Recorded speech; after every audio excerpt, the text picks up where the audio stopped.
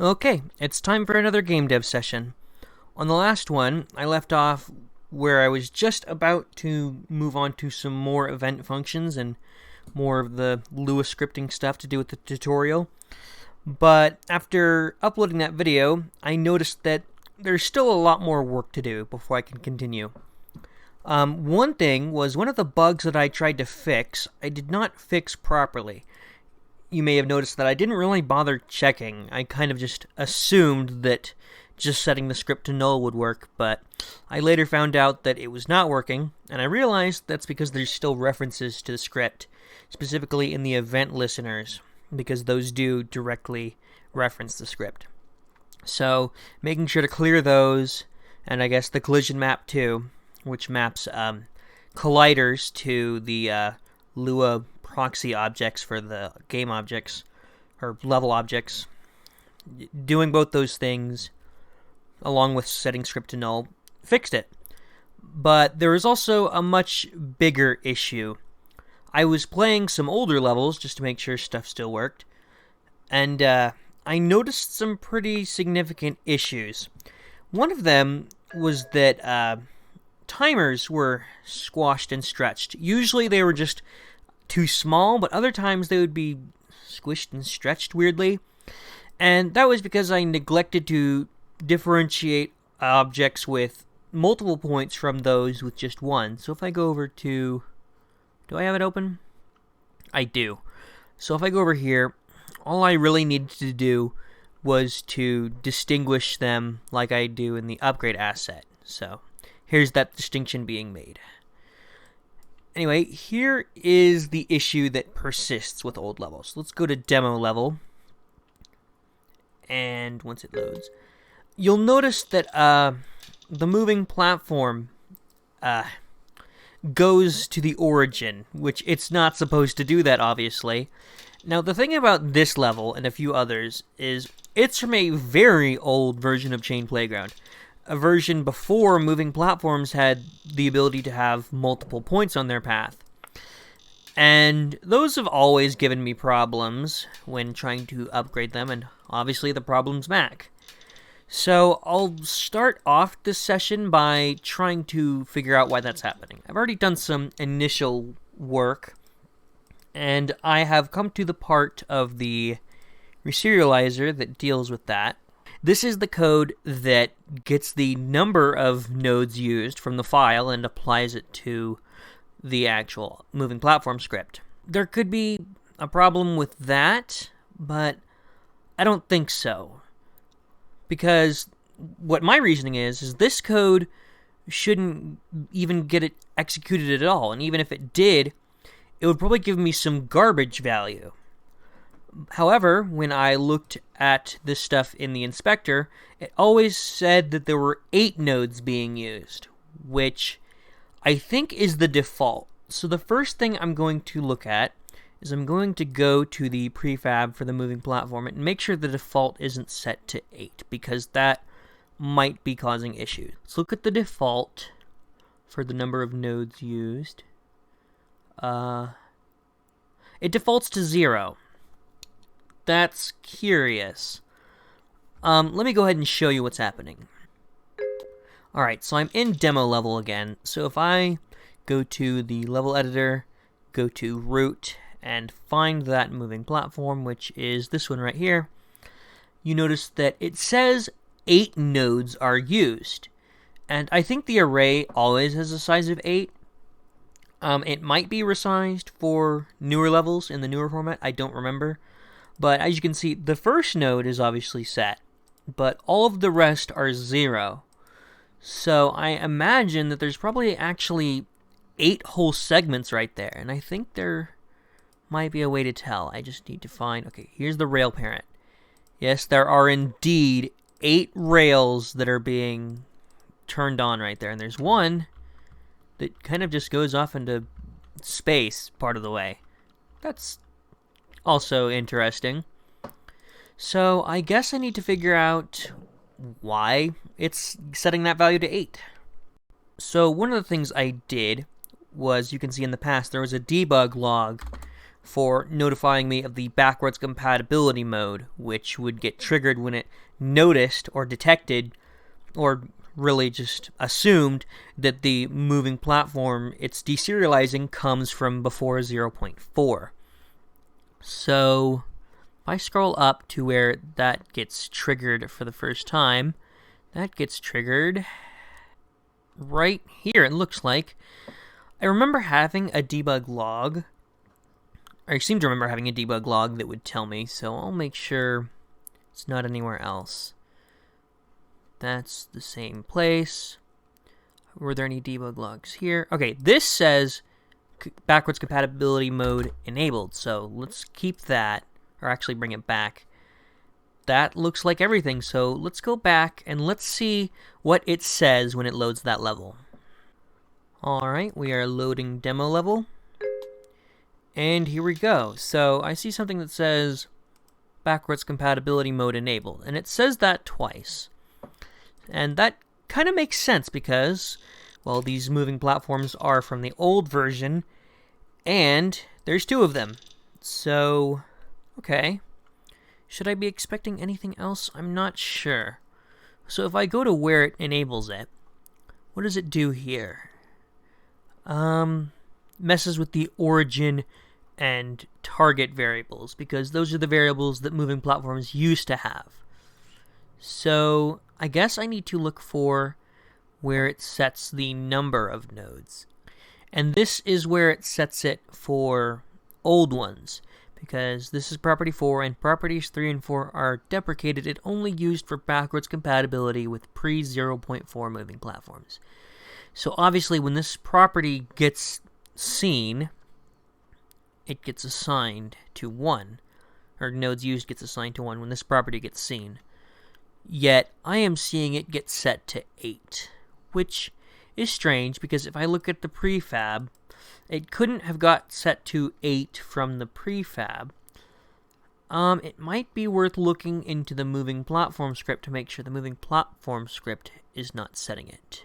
So path is that array that we saw that had 8 elements. So yeah, I'm guessing the path is supposed to get resized to the correct size. And since it stays at 8, that would be assigning that value 8. So the straightforward way I see of fixing it is going back to the reserializer and going ahead and undoing the debug logs.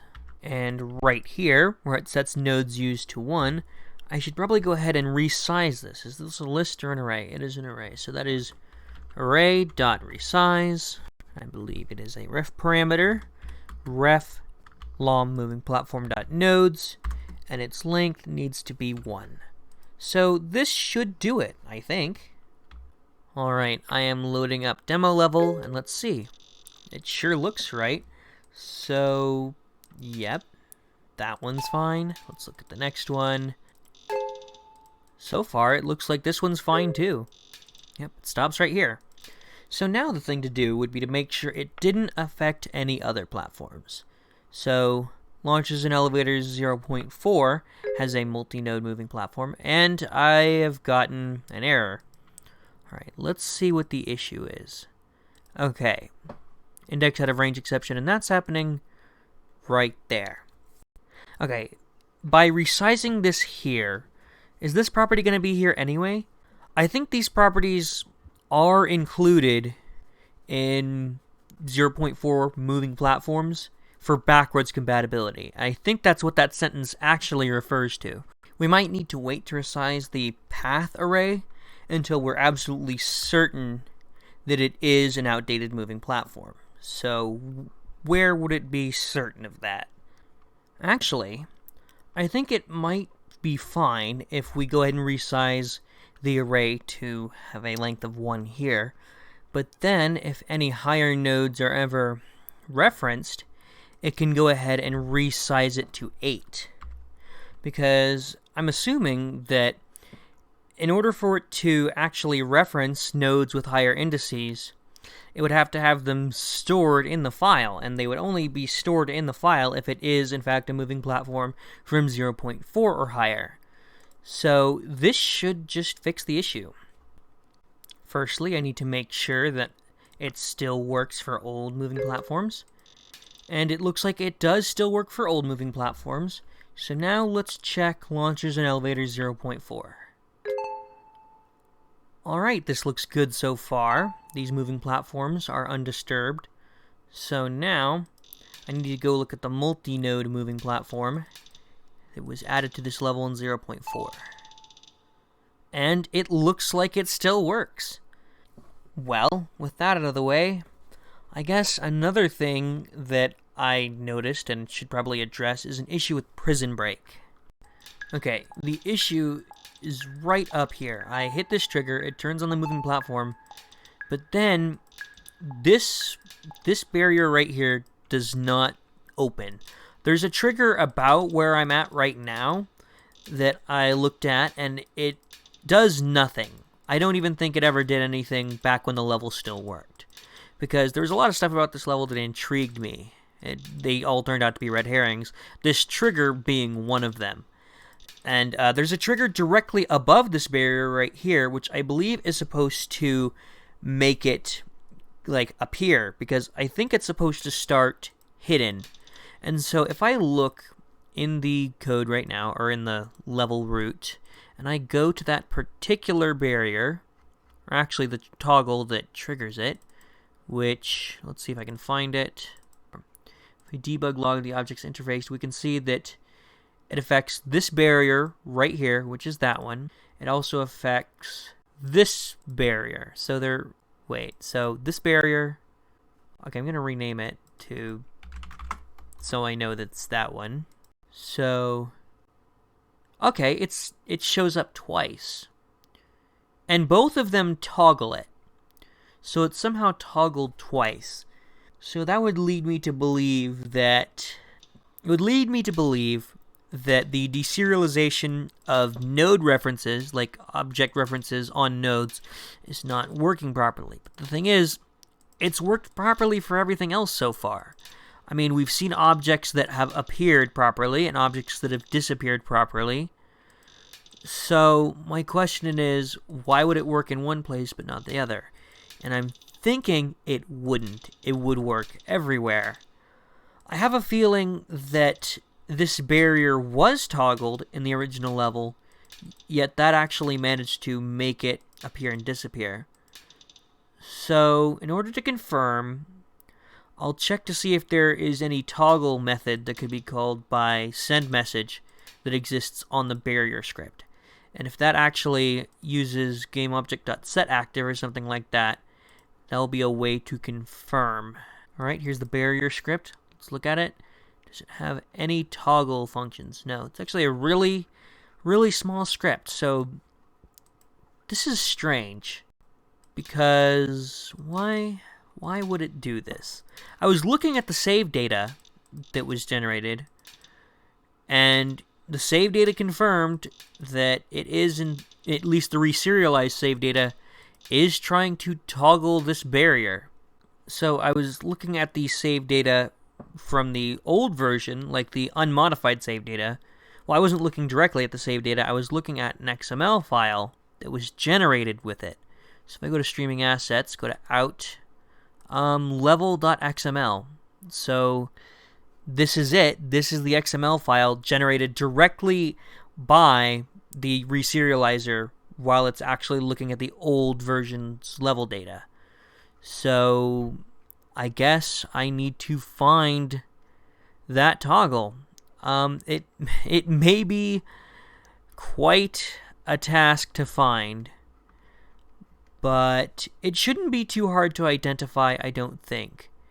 Because what is the object ID for that toggle? What is the object ID for a toggle? Let me find that out first. 0, 1, 2, 3, 4, 5. The object ID for a toggle should be 5. So that's one thing to look for. I also need to check the coordinates of the toggle. But the thing is, the coordinate system for levels before 0.4, actually I think before 0.5, was different. And if I remember right, 0, 0 was actually in the center of the default starting platform you get. So the coordinates won't be exact, but since it's the only toggle in that general area, it shouldn't be hard to deduce the coordinates that actually point to it just by proximity. So let's go back to Prison Break. Here we go. Toggle. 31, 152. That would be its coordinates in the new coordinate system. So somewhere around 30, 150. Alright, let's look through the XML file for something with the object ID 5 and coordinates around 30, 150. So I think something that will speed this up a lot is if I use Control F. So I'm just looking for object underscore ID and then closing tag and then 5. Okay, there's something. But that's not high enough up to be our object. That one definitely looks like it could be high enough up to be our object. It's at 149. And our one that we were looking for is at 152. The Y did not change very much, but the X did. So there is a very good chance that this is our object. So node objects enabled. Objects index 74. Objects toggled 74. Okay, that's interesting. So there's an objects enabled and an objects toggled. And they're both 74. So I'm assuming 74 is probably referring to that barrier. So if I go and I look at the toggle and I debug log, or debug its interfaced objects, these both say that it's toggled, which is incorrect. One of them should be enabled. But I think the issue is, if you look at this, it's referencing the same object twice. And it should not be possible, at least it's not possible in the current version, to have one object that you're referencing that is under two different categories. Because now that it's all in the same array, it shouldn't allow the same entry twice. I mean, not because of a limitation of a data structure, because it's a set or something, but because that's how my code works. And I never intended for one object to be in two different categories for any node, whether it's the same or different nodes, because then that makes it impossible, usually, to determine what the initial state of an object can be, or should be. So, for instance, say you have one node that is supposed to hide an object and another node that is supposed to show that very same object. That raises the question of, which state does it start as when you first start the level? You can't really answer that question without context that only the person who designed the level would know, and that's something that would be really tedious to have to specify manually. So I just go ahead and avoid all that confusion by only letting one object be, or letting any given object only be toggled or activated or deactivated, but not multiple, by only one node. So obviously, Douglas Hansen has encountered a glitch that allows one object to be interfaced under two different categories. And what I believe is happening is that since this object's already in its list, it gets set as enabled first, but then it gets set to toggled. And that affects both of these, because it's actually affecting a single script, well actually a single class, that refers to a single object. It's not going to create any new ones because it only keeps one instance per object. So this is just a side effect of the new code that does work properly, which means this effect is due to a glitch. And the only way I can fix it is any time that this situation is encountered, that an object is like both toggled and shown, or both toggled and hidden, it would have to make one action take precedence. And the thing is, how does it know which one takes precedence? It doesn't know what the creator's original intention was, so there's no nice, clean way to address this issue. I don't want to just do nothing, because then that means this level is broken. So I kind of have this dilemma. What do I do? I think what I'm going to do is I'm going to keep note of this. I'm going to remember this. And I'm going to come back to it later. Everything else works beautifully. It's just this, being the result of a glitch, is causing some problems. So I suppose I will move on to the next step of my development process. And we left off with the tutorial.